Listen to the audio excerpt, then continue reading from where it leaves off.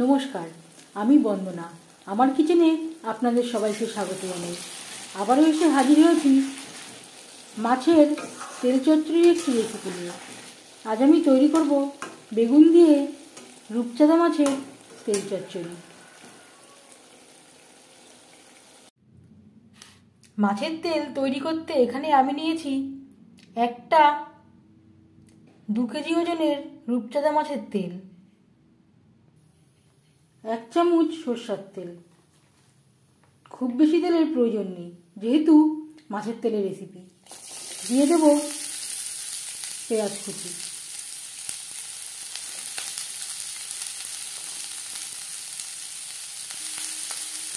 আর লাগছে আদা বাটা, কাঁচা লঙ্কা বাটা।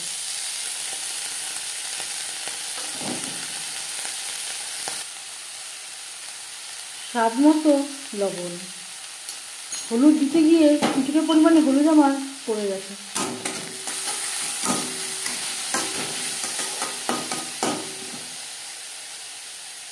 লবণ, হলুদ ও মশলা মিক্স করে দেওয়ার পর দিয়ে দেবো মাছের তেল।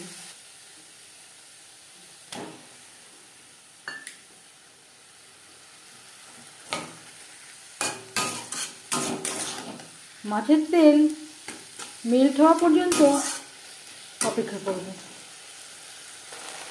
মাছের তেল মেল্ট হতে শুরু করে দিয়েছে। এবার দিয়ে দেব বেগুন। এখানে আমি 2টো ছোট সাইজের বেগুন টুকরো করে কেটে নিয়েছিলাম আর পরিষ্কার করে ধুয়ে নিয়েছিলাম। তেলের সাথে বেগুন বেশ ভালো করে মিক্স করে দেব।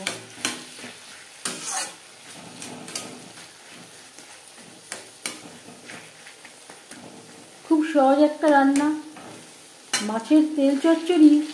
আপনারাও মাঝে মধ্যে তৈরি করে থাকেন, তবে আমি কিভাবে বেগুন দিয়ে রূপচাঁদা মাছের তেল চচ্চড়ি রান্না করি সেটা খুব সহজভাবে আপনাদের সাথে শেয়ার করব। এভাবে একটু ঢেকে দেব বেগুন সেদ্ধ হওয়ার জন্য। গ্যাসের ফ্লেমটাকে রাখবো লো টু মিডিয়ামে।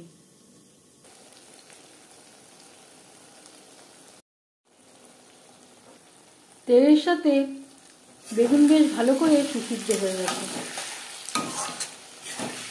এই রেসিপিটি আমি রূপচাঁদা মাছের তেল দিয়ে ট্রাই করলাম। আপনারা আপনাদের ইচ্ছে অনুযায়ী অন্য যে কোনো মাছের তেল দিয়ে ট্রাই করতে পারেন। দিয়ে দেব 1 চিমটি গরম মশলা পাউডার।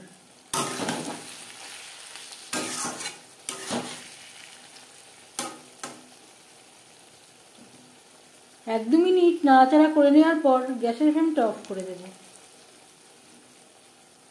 বেগুন দিয়ে মাছের তেল চচ্চড়ি রেডি। মাছের তেলের রেসিপিটি কেমন লাগলো অবশ্যই জানাবেন কমেন্টের মাধ্যমে। যদি এই রেসিপিটি ভালো লেগে থাকে লাইক করবেন, শেয়ার করবেন, সাবস্ক্রাইব করবেন আমার চ্যানেলটিকে। বেল আইকনটা ক্লিক করে দেবেন। যখন আমি নতুন ভিডিও আপলোড দেব তার নোটিফিকেশান সবার আগে আপনার কাছে পৌঁছে যাবে। আপনারা সবাই অনেক অনেক ভালো থাকবেন। এই ভিডিওটি দেখার জন্য ধন্যবাদ।